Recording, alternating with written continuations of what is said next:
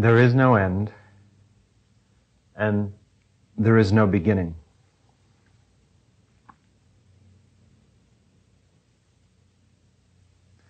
There is only eternity.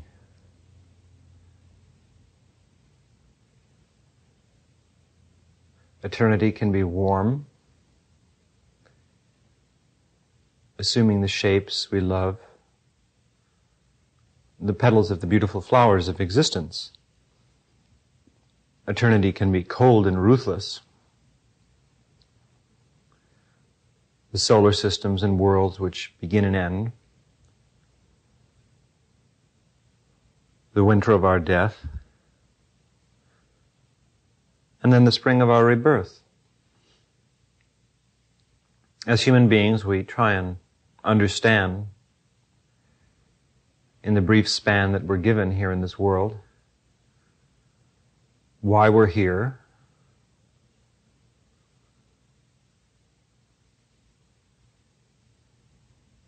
what we should do while we're here, and where we'll go from here.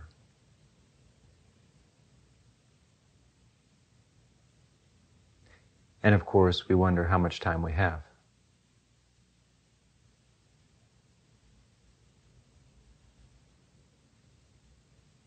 At first glance, we appear to be people. The world appears to be physical and solid. There appear to be universes, stars, planets, our planet, seasons, different species of animals, plants, protozoas, bacteria. The visible universe. There are many universes, countless universes, and many of them are invisible. As you know, we call these the astral planes, but they are as real as this world is. And they're filled with beings and forms that have lifespans, as do the beings and forms in this world. And they too wonder about the nature of existence, where they've come from and where they're going to, and how much time they have.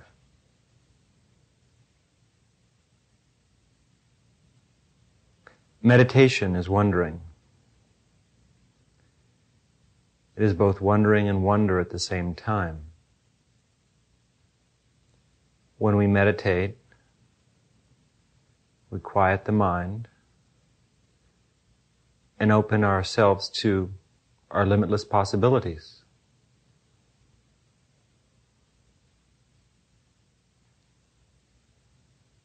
As a human being,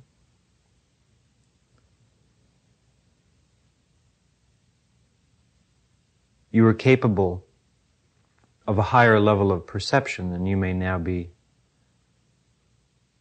cognizant of. You are not really who you think you are. There are many selves inside you, not just one. And in introductory and intermediate meditation, we seek to know ourselves. We get a sense of the countless selves within ourselves, the different forms that they take. We become acquainted with them. We find that some selves agree with us, some don't. Those that don't seem positive or helpful, we push aside. Those that seem progressive, we enjoy. Meditation means the cessation of thought. For years we practice meditation, like any art, and we get better at it each day. In the beginning, it's just enough for us to sit down and focus our attention for 20 minutes or 25 minutes, to chant a mantra for a minute or two to start, practice a couple of gazing exercises, concentration, then to try and still the mind as best we can.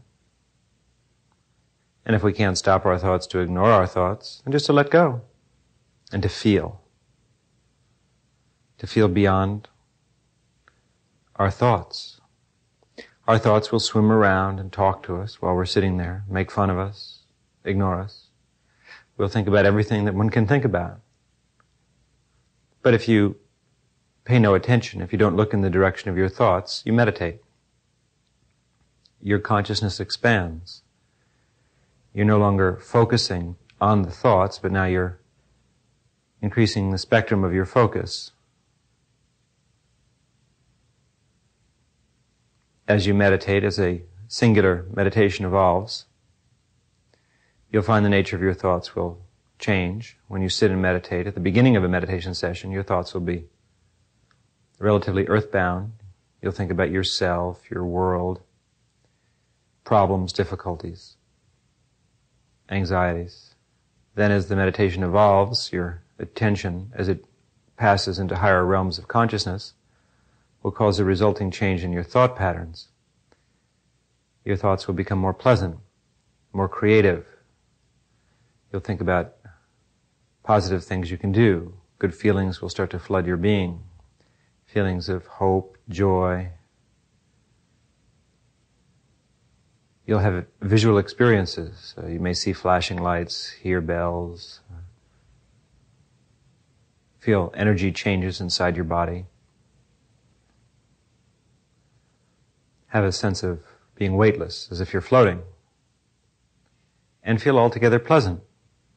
Sometimes you won't feel pleasant during a meditation session. Sometimes it just seems like it's an uphill run. But then when you get to the top, the view is rather beautiful and breathtaking. So, you should learn not to judge your meditation. Just meditate, do your best, set a minimum period of time and meditate. When that period of time is past, you stop meditating. If you're inspired to keep going by all means, but don't meditate less than a specific time. If you're a beginner, it's good to meditate for 20 minutes or a half an hour twice a day. If you're more advanced, 45 minutes to an hour, 2 or 3 times a day. It's really not necessary to formally meditate longer than that. Naturally, if you're going to a meditation session with your teacher, as my students do with myself, we may meet for 3 or 4 hours, and during that period of time, some will meditate just during the defined meditation session when I formally meditate. Others will meditate the entire time that I'm there. Others will meditate even before I arrive. It depends on their level of attention. So we have longer meditations. We have spontaneous meditations. After you've been meditating for a while, you'll just be sitting in the room, in your living room, talking to a friend at a restaurant, working, and suddenly you'll feel yourself enter into a meditative state. You'll find that it will always come at the right time. It will never interfere with your work or with anything that you have to do on the physical plane. Sometimes these meditations occur because our soul just is reaching to the infinite, even though our mind is not conscious of it. Sometimes they come because a being, a spiritual teacher, or something or someone else is reaching out to us and filling us with something, giving us an inner present. So for most people, this is meditation. Getting up in the morning, and as soon as you get up, or whenever you get up, meditating and never leaving the house until you've meditated. Your mind is most receptive at this time, even though it may seem more difficult to meditate because you're a little sleepy. Still, the mind is quiet. You haven't been thinking. So you'll find it easy to meditate. Meditate then for half an hour or an hour. Then, don't think about your meditation. Go out into the world, do your best all day, try and think higher thoughts, try and be kind and compassionate, but don't let people take advantage of you. Then at noon, try and meditate again for a few minutes, I always meditate every day at noon. It's the time when the Kundalini is the strongest. And if you have to work at noon, at least try and think about eternity, think about your ideals, what you're trying to do with your life. Feel the pulse beat of the universe. It's very strong then. Try and meditate at sunset or in the early evening. It's very easy to meditate at sunset. There's a feeling of peace and there's a transcendental awareness from about 4 o'clock in the afternoon on. It's a very high energy time. From about 4 to about 8 or 9. So try and meditate then, before you start your evening. And if you've been out in the world or working, that meditation will clear off all the energy you've picked up. During the day, the unhealthy energy, and balance you and progress you. Some people like to meditate for a few minutes before they go to bed. You won't really gain quite as much from this meditation, because you'll be sleepy, you won't absorb as much. But you can gain something. So, one who practices basic or intermediate meditation then is learning to still the thoughts, just trying to get on a regular schedule with meditation, which may take a while, just to get used to meditating a couple times a day and never missing. Learning what the different basic experiences are like, and of course dealing with the resulting changes that occur in your life from your forays into the infinite. As you meditate and you move from the introductory phase to the intermediate phase, your life will begin to tighten up. You'll change again and again. You'll become smoother, more collected, crazier, in a positive sense. You'll begin to be yourself. There'll be an ease to your being, a deeper joy to your life. You'll see your own eternality. You'll remember a little bit more of who and what you are. And you may never go beyond this point in this life. If you just can meditate regularly, try and meditate with a group, hopefully with an advanced teacher, once a week or so, if your lifestyle permits that, or by yourself, and you just reach to God, then you'll feel God and you'll feel eternity. Light will come into your being and you'll have a remarkably beautiful life.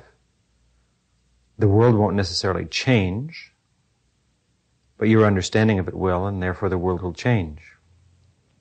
A tree won't appear to be a tree anymore, a person, an experience, because you'll see level upon level within it, and beyond it, your attention will no longer be confined to the physical body and the physical world. And if you never go further than that, then you've advanced to a very nice, safe place. And when death comes, it won't frighten you. And when life comes, it won't frighten you or excite you. You'll care more for those around you, and you'll be able to do more for them. Because as your own awareness advances, everyone who comes into your field of energy is positively influenced. This is as far as most people get. Then, of course, there's graduate school. Graduate school is advanced meditation. Advanced meditation assumes certain things. It assumes that one has meditated for many years, 5, 10, 15 years, and learned to meditate well. You can meditate for an hour, stop your thoughts completely at some point in the meditation, even if it takes you a half an hour or 40 minutes, and enter into a timeless state of existence. You've worked out the basics in your life. You become a very nice person. You can't really go into advanced states of meditation if you're holding a lot of baggage in your hands. You're too heavy. So, over the period of years that you've been meditating and studying and practicing, you've let go of your attachments.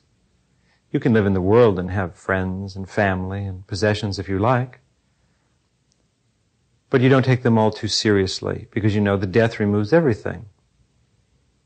And you feel that death is every moment, as life is every moment. So you enjoy, but you don't fixate. If it all goes away tomorrow, that's okay. You trust God implicitly. The universe will always do what's right for you. You have this feeling. Emotional storms may pass through your being, upsets. The sea of life is not always smooth. But these things don't affect the deeper you. You have a link. You've established contact with your deeper self. You no longer envy others. If someone gets the larger piece of cake, you're happy for them. They'll get fat and you'll stay thin. You feel a comradeship, a kinship with life, a deep love of nature and existence. Like the whales that we see here off the California coast, this time of year, in February and March. It's just enough sometimes to play in the whale. As I'm speaking to you now, I'm looking out a window, and there's a whale playing in the surf about 150 yards out beyond the beach. Every once in a while it surfaces and just plays in the waves and then goes back under. So the self plays among the waves of existence. It surfaces, it comes up for a while, and then it disappears again. And we are that self, playing in the waves of existence. As my friend the whale is, who I think I've just spotted again breaking through. So in deeper meditation then, we're no longer concerned so much with putting our life into order. We live in a spotlessly clean house. Our papers are in order. There's no extra accumulations in our closets. In other words, you lead a totally tight life. Your relationships are as good as they can be. You don't feel the need to possess anyone or be possessed by them. You've learned to love, to share and to be fair and to be humble. Your only real concern in life is either being absorbed in eternity or working for the welfare of others. And there's still time to have plenty of fun. You're very busy, reflective, and the 1,000 voices of existence speak through you. This is the preparation. Anyone who really practices advanced meditation has spent quite a bit of time, of course, doing karma yoga. You have to work for others. Usually, such a person will live in a spiritual community where they'll have the opportunity to give to others. The personal family doesn't mean as much to us. The personal family is a fixation. Not for you, perhaps, but for people who are advanced meditators. You can enjoy your family and your friends and your career, and that's fine, and there's nothing wrong with that. A person who practices advanced meditation is going a step further. It's like joining an order of spiritual aspirants. The family, career, money, the things that most people strive for don't mean that much to you. You may have them, you may not. But usually such people don't have families anymore. They're usually not married. Some are. They usually don't have children. Some do. But the chances are, if they've become an advanced meditator, they will not marry or have children, because it demands too much time. This isn't selfish. It's just that God is directing them in another way. If they become an advanced meditator after they've had children or married, they may choose to leave their family, feeling that was a nice stage that they went through, and now eternity's pulling them in another direction, knowing that God will take care of their family as God would if they died, which they have. Because in advanced meditation we die, and another self is born. Or they may choose to stay with their families and see that it is the Dharma for them to be with their children, with the person that they married, and that they can practice selfless giving right there. It's a wonderful opportunity to raise their children without trying to make them into anything special. Not trying to make them into spiritual aspirants, but just let them be, give them what they need to love and be kind. But you see, when you enter into the world of advanced meditation, you no longer fixate on an individual. It is not your husband or your wife or your child or your parent that matters anymore. And I realize this may be hard for either you to accept or for the child or the parent or the husband or wife to accept, but if they truly love you, they'll understand. You know, I was raised in the Roman Catholic Church, and it was understood that if you became a priest or a nun, your family would understand that. You'd chosen another way of life. You weren't expected to marry or have children. You wouldn't see your family too much because you'd given your life over to God. And that was understood. Well, people who practice advanced meditation have done that. And it wasn't a hard choice to make. No one forced them into it. Just as they progress spiritually, those things just didn't matter. It's easy. Now, you shouldn't be afraid that if you meditate, you will suddenly feel that way. Meditation will give you a clear mind and a solid purpose and a wonderful life. And then, as I said before, most people won't go beyond that. It's only by your personal choice. Something in you will elect to go to a higher level of power and knowledge. And then you'll choose a different way of life. And it'll be fun for you. You won't miss anything. You don't have to force yourself to give anything up. So such a person then can live in the world on their own, which is unusual, or they join a spiritual community. Spiritual communities come in two packages, basically. One package is the ashram, where everyone lives in the same building or on the same grounds, sort of like a monastery, convent. And you get up in the morning, early in the morning usually, and you meditate, and then you may work in the community, helping to sustain it, or outside of it. So you go to work all day, and then you come back in the evening, and there may be a group meditation or private meditations. You get together with your friends and spend time. It's a big family. It's like a kibbutz. The single family unit is non-existent because you just feel that it's selfish for you to devote your life to one person. You don't just love the one. You do love the one, but you love the many also. Your politics have changed. You've become a larger being. If everyone felt this way, there'd be no wars. No hatred. Because you don't have to rush to defend anything, because you love everything. So, the other type of community, of course, is like the one we have here at Lakshmi, and that's where we have a spiritual community, but everyone lives where they want to. Many of the people in the center live in the same area. I recommend certain areas to live because of their power. And most of us live near each other and we see each other at the supermarket or whatever. People get together and go to the movies or on hikes or meditate together. But everyone maintains their own independent domicile. Some students live alone. Some share places with each other.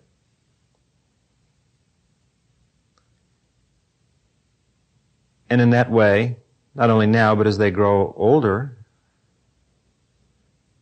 there's no loneliness. There's no loneliness because when you meditate well, you feel eternity. How could you ever be lonely? You just feel God's love for you, and that sustains you. It's totally clear. It's part of every aspect of your being.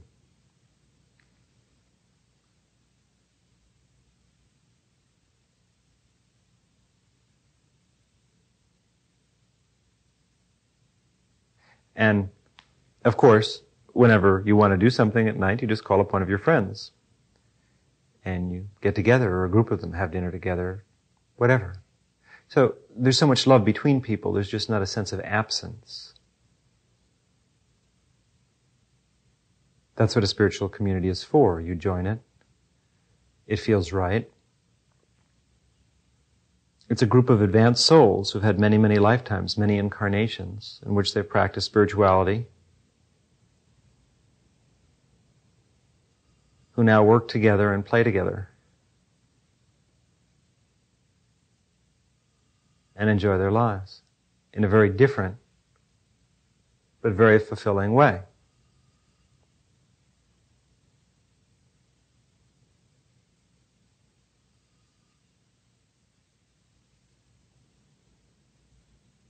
Meditation is a way of being, and it assumes so many shapes and forms. But there is a spirit that guides us if we will listen. It speaks softly. In order to hear it, we must still our thoughts and meditate.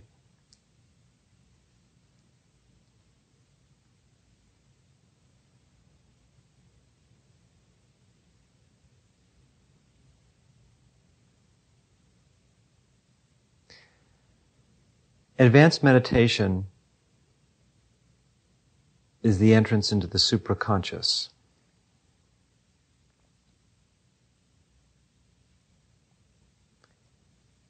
When you can successfully stop your thoughts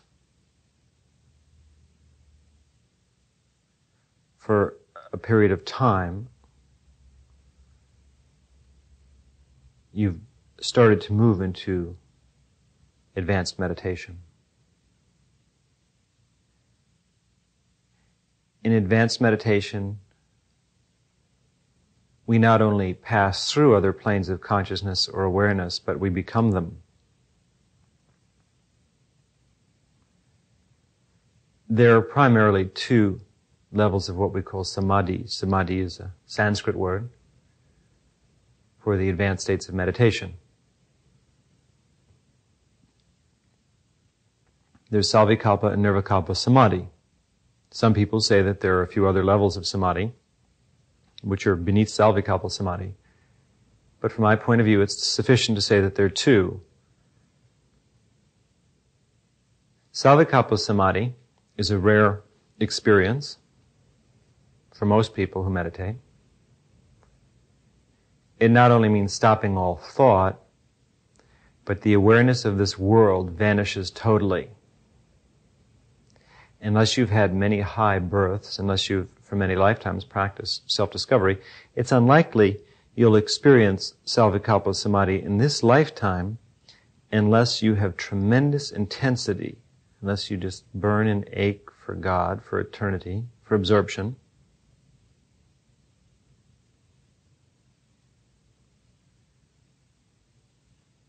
Or unless you study with someone who is enlightened. If you study with a fully enlightened teacher, a liberated one, then that person is samadhi. They are just a being of light. And when you meditate with them, particularly in person, they have the power to give samadhi. That is to say, when they meditate with you, if you meditate well, they can actually bring you into some of the lower levels of samadhi just at will. But they will only do that, of course, if you've developed yourself sufficiently so you can retain that light. You have to be somewhat formable. You can't be too rigid anymore. If you've done your homework and meditated for a number of years, then they can transmit samadhi to you. You can experience it on your own, but you have to meditate very, very intensely with complete willpower and purpose for long periods of time. That's why most people go to a teacher. I am a multi-level teacher. I teach introductory, intermediate, and advanced meditation. And of course, I run a spiritual community called Lakshmi, named after Lakshmi, the Indian goddess of beauty, purity, and prosperity, which opens its arms to people who are beginners, people who are on the intermediate level, and advanced seekers. My specialty is advanced seekers. I've had many, many lifetimes as a teacher. But what I really have to offer are the fine points that a person needs in advanced meditation. And while I enjoy teaching people in the basic and intermediate levels to work them up to those levels, my real talent, again, is for the advanced students. You could say I'm like a 9th degree black belt in martial arts. And while I can still teach a beginner's class or an intermediate class, my real skill is not even teaching the 1st degree black belts, let alone the lower belts, but those who are in the 5th, 6th, and 7th, and 8th range. But I'm happy to do either personally. The way advanced meditation is taught, the way I teach it, the way all enlightened people teach it, is through transference. We transfer light and power to someone else. And we teach someone how to hold that light, how to eliminate their attachments, the holes in their beings through which they lose light, how to become selfless, pure, and humble. And just generally how to have a heck of a lot more fun with their lives. But the way we do it is all inwardly. We use the powers that we've developed in previous lifetimes or in this lifetime to bring a person through a series of altered states of consciousness, different planes of existence, very quickly, to expand their being, to dissolve their selves. It's a very, very complex, sophisticated process, which I really can't describe to you in words. It's something that you may have experienced if you've ever worked with someone who is enlightened. If you've sat with them and meditated with them, you have a sense of what I'm speaking of. Otherwise, these will just sound like words. You can do your best to imagine it, but it's nothing like it. So advanced meditation is taught, then, in most cases, by a self-realized teacher, one who is liberated, enlightened. Not through words, but through transmission. That transmission does not have to take place physically. That is to say, the student doesn't have to be sitting across from you, but it's easier if they are. Because the vibration of the teacher is strongest in the physical proximity of the teacher. Once the student has spent some time with the teacher and learned the frequency, you might say, the student can be thousands of miles away and tune in and gain quite a bit. But it's still a good idea, whenever possible, to be in the physical presence of the enlightened teacher, because it's not physical. You can hear the ocean from quite a ways away, but if you're standing right in front of it, it's easier.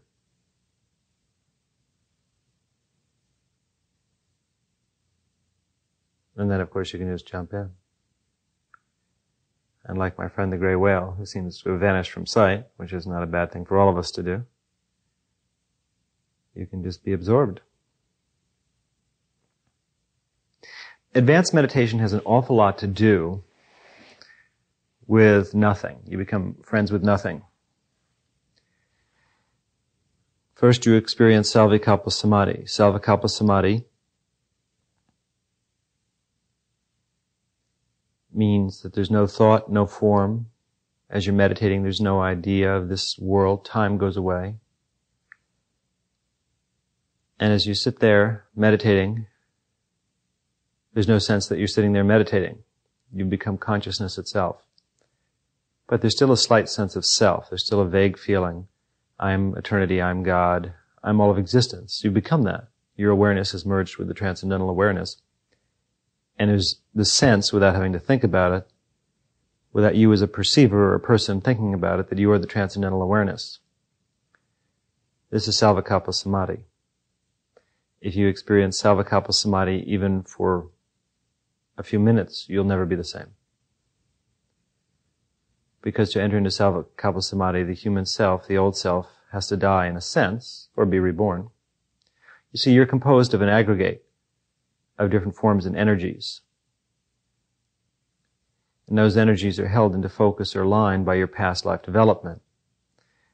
What we call the samskaras. These are lines within your being. When you enter into samadhi, in samadhi these lines dissolve gradually. So you become less formed. you're freed each time you enter into samadhi. In order to enter into samadhi, for years and years, you enter into samadhi every day. In order to attain liberation. For years and years, you enter into samadhi every day, and each time you enter into samadhi for 5 minutes or 5 hours, whatever it may be, it's as if your inner being, your substance, is melted down in the core of eternity. Then eternity fashions a new self, which you find yourself with when you come out of samadhi. And you never quite come out. Each time you come out a little less, you might say. Or your real self comes out a little more. There are different ways to talk about it. None of them will be exactly what it's like, except to say it's an experience of such absolute beauty, radiance, and completion, such life, such depth, such joy, such indifference, and such love, that nothing else is really like it, or worthwhile. In comparison, yet it gives shape, color, and meaning to everything. So in other words, there's nothing you should be afraid of. It's not going to take away your humanity, it'll give it to you. But you will become more cosmopolitan, more conscious, more infinite. And Nirvikalpa Samadhi, of course, is the pearl in the oyster. Nirvikalpa Samadhi, there's nothing we can say about it. I use the term nirvana interchangeably with it, meaning that you've gone off the board. You've gone off the map. There's no way to describe it. You've attained liberation. You no longer are bound by the cycle of existence. You can't be born and you can't die anymore. You just are, and yet you're not at the same time. There are all these paradoxical ways of discussing it, suggesting that it's beyond discussion. And that happens to some of us, happened to me, and to not me. You've just become eternity. When you're absorbed in nirvana, there's not even a sense of self as eternity. There's no way to describe it. Then you're liberated. Liberated while living, what they call a jivan mukta. And when death comes, you won't be reborn. Unless, of course, you're reborn, in which case you won't be reborn as other people are. You'll be reborn as a liberated being. And while a number of years will go by after you've been reborn, if that's what happens, if you choose to be reborn, you might say, to come back, to help others, a number of years will pass, and you may look like everyone else. But then one day, you'll be drawn to the light, you'll meditate, you'll study for many years, and then your liberation will return without you having to try a whole lot, in a way, I suppose. It comes back, and you dissolve again. It was never really gone, it was just dormant. It was sleeping for a while. But then your old personality comes back. All the cells from before, and then liberation, of course, that which is beyond.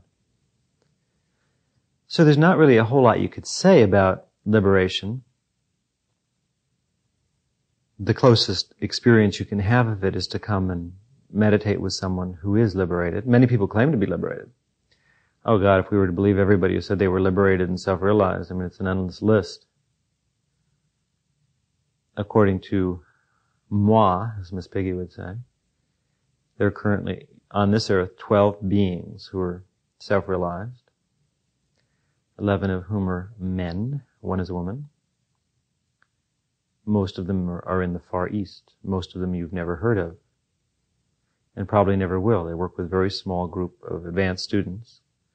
A couple don't even have students. They have friends, I suppose, but they just meditate a lot. So liberated souls are a rare commodity in this world. They're no better. It's just you. A little later, in the next act, or in the next play. But if you yourself seek to learn advanced meditation, that's really how it's done. You devote your lives to such a person. You have to. but they will never ask it. A real liberated teacher never asks for a commitment from a student, because they realize that that's absurd. How can you ask for a commitment? I mean, that's looking at it the wrong way. There's no commitment. A person wants to be there and they want to learn everything they can. When I was a graduate student and I was studying English literature, working on my PhD and my master's, there was nothing else I wanted to do, in the sense that I wanted to find the best teachers and learn all I could with them, study everything that was possible, learn the art. It was fun. That was, I suppose you could call it commitment. I never thought of it as being commitment. It was just what felt right. So when you find a teacher, you devote your time and energy to what they believe in. If they think you should all go to the movies, you all go to the movies together. Because obviously you feel they see something beneficial about going to the movies that night. Maybe just to have a good time. Or if you should meditate for 5 hours, you all meditate together. You surrender not to them, but to the infinite, which operates through them. Now, here, of course, as you know, I'm always a stickler on this point. This is where the abuse of power manifests with the phony spiritual teachers and phony gurus who tell you how to run your life and what to wear and what to eat and all that sort of stuff, what to do with your money. They abuse, and people who don't realize that, of course, listen to them and ruin their lives. And they make themselves object of adoration and worship. Real spiritual teachers aren't interested in adoration and worship. They like respect only because they realize that that respect will actually help the student. When you respect something, you do better with it or for it. So if you respect your teacher, you do better. You feel, gosh, this is someone very knowledgeable. I have to give them my best. There's a lot to learn from them. If you don't respect them, you're not going to give them the time of day.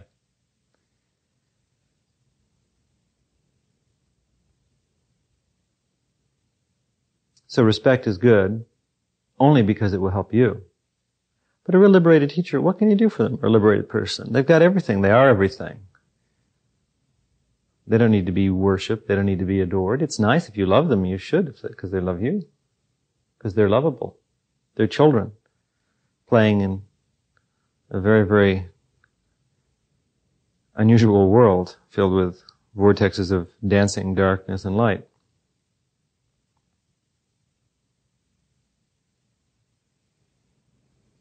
A sense of eternity, that's what you need. A sense of timelessness beyond time and within time. So, if a spiritual teacher says something that doesn't make sense to you, you should always listen to yourself and not to the teacher. A little common sense would end all cults.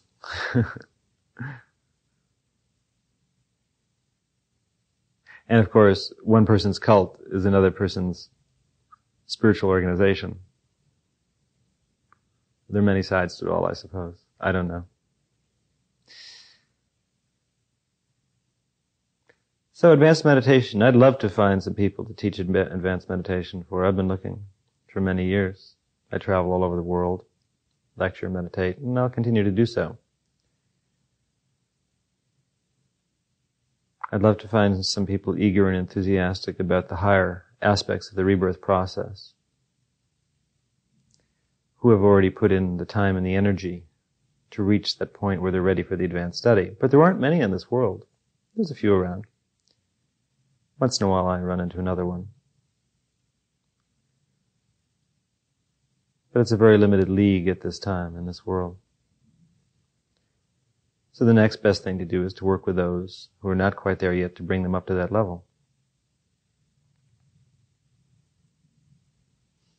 What I'm suggesting then is that advanced meditation requires a level of complete dedication to existence.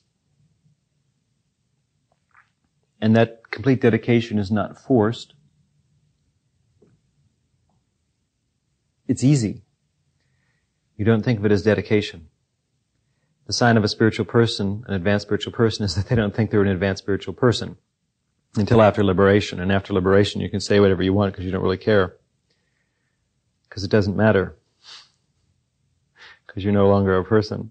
But on the way up, there's a way to do it. In other words, you've got to shine. You've got to work. I remember in college, I had Dr. Klein was a professor I studied with. He was a biology professor, an embryologist. He was great. And he used to tell us what it took to become a successful research scientist. And how that someone who became a successful research scientist, there were so few positions available that there was a sequence they had to follow. At a certain age, they would start. They'd do really well in college and really well in graduate school. They'd get a postdoc. If they married, they'd hardly ever be home with their family. And even when they came on at a university, if they got a job at a university, they'd have to shine because there'd be 4 or 5 other people and only 1 or 2 would be able to stay. So they'd just have to work intensely all the time. You have to pay your dues. You have to be an apprentice, putting in 15, 16, 17, 18 hours a day. You have to do the same thing if you become a physician. If you become a physician, my God, medical school, internship, years of residency. Anything that you want to bring to perfection. If you want to be a ballet dancer, if you want to be a first violinist with the Chicago Symphony or the London Symphony, you give it your whole life. It's all that matters. Now, you don't have to do that. There are lots of people who are happy. They listen to music. They play a little music. They study and go to college. There are lots of people who have a wonderful time in life just going to college and learning. College is a wonderful place.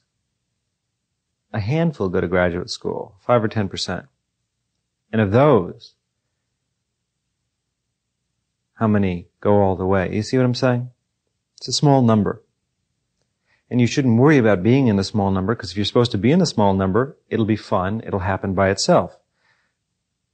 You'll just be inspired. And if you're not, then that's not the track life wants to take you on at the moment. The people at the top are not happier. They just have more responsibilities. Yet there is a way beyond this life and beyond death. And that is the path of liberation. And in order to be liberated, you have to enter into the world of advanced meditation. One path leads back to this world, to rebirth. One path leads beyond. And your soul stands at a crossroads, trying to make a decision, flipping a coin. A nice image for the soul, I think.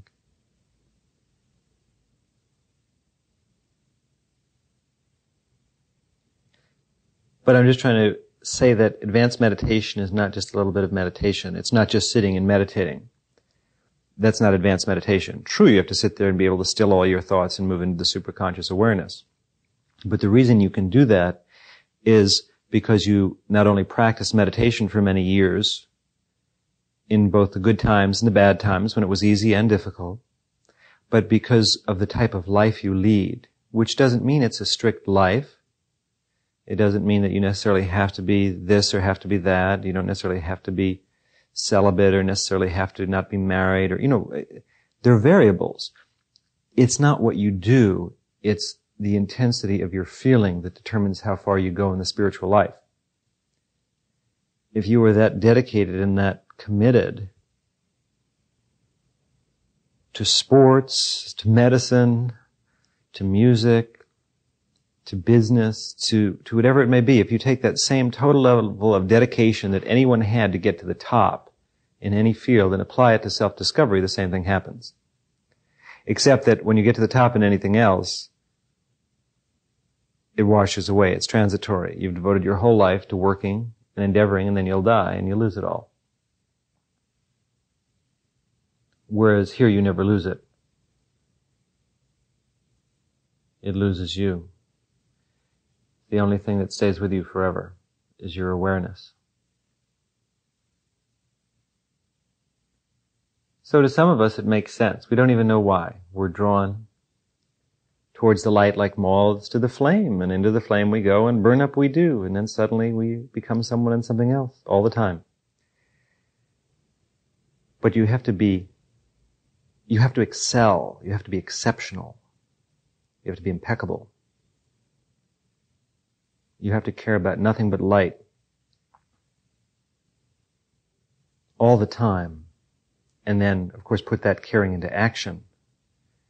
Not in a sloppy way, but in a perfect way. In order to enter into the world of advanced meditation. It's a very strict school. The other schools, introductory and intermediate meditation, are easy schools. But advanced meditation is like graduate or professional school. It's much more demanding. In 1 year of graduate school, you might learn what you learn in 5 years as an undergraduate. But if you've done a good job as an undergraduate, and if it's what you want to do, it's fun. You're ready for the level of professionalism. But don't even think about advanced meditation until you've meditated for many, many years, burned your bridges behind you and the bridges in front of you, and you can feel that your life is very stable. You've got your physical life together, your economic life together, in most cases. Your emotional life is tight. You no longer feel the need to have someone in your life. Rather, your interest is in serving people. And you don't just think these thoughts because they sound correct. I mean, this is how you genuinely feel, and all the time. When you wake up in the morning, you think about, what can I do for my spiritual teacher, or our spiritual journey that we're on, our community, or for others, or, whatever the thought is for God. It's the same thought, just taking different forms. And it's not an obsession, although you're definitely obsessed.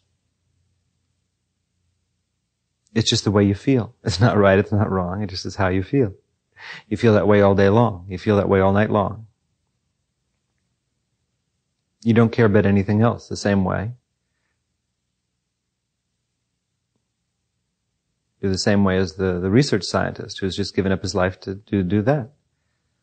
The doctor, the artist who just nothing matters more than their art. You don't have much of a personal life, is what I'm suggesting. If you want a personal life, definitely not the world of advanced meditation. If you want a personless life that may be filled with people and with love and with beauty, but without that fixation. If you're brave enough to stand alone, even when you're surrounded by others, if you have the courage to live your convictions, even when things aren't going your way, even when you make a fool out of yourself, even if you fail 1,000 times and you're going to get up 1,001 times, and each time try and be more creative, and at the same time you will accept your destiny and accept what God gives you. People who are advanced meditators don't worry about liberation and self-realization anymore. They're not trying to become liberated. They instead are interested in the welfare of others and aiding others in their liberation, because they know that when it's time for them to be liberated, it will happen. They're not even desirous of liberation anymore. That's just another attachment. There is no liberation. There is no bondage. These are just ideas in the mind. They're children of light. They're ageless, timeless, and wonderful.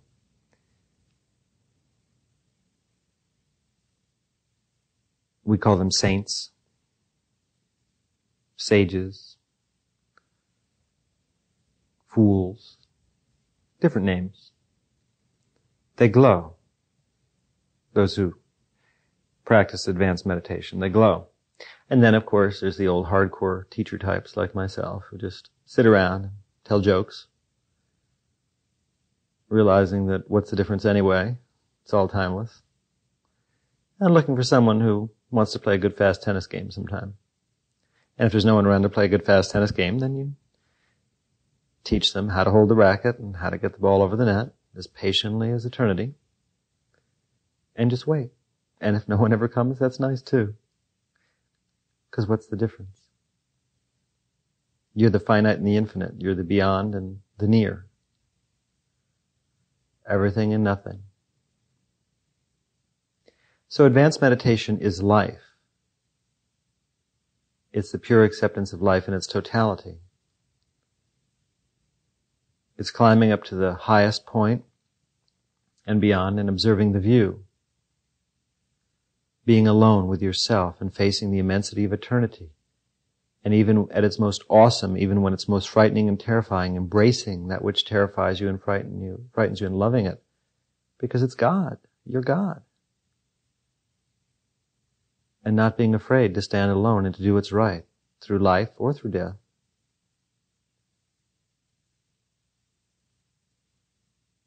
And realizing that you never had anything to do with it anyway. That it wasn't because you were good or wonderful. It was just the way it worked out, the way the cards were dealt.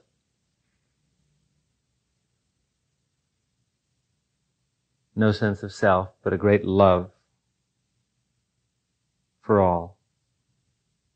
And total trust. You must have total and impeccable trust in eternity. Whether you have it or not, eternity's in charge, so you might as well trust. You'll feel better. Advanced meditation. Never leave the body without it.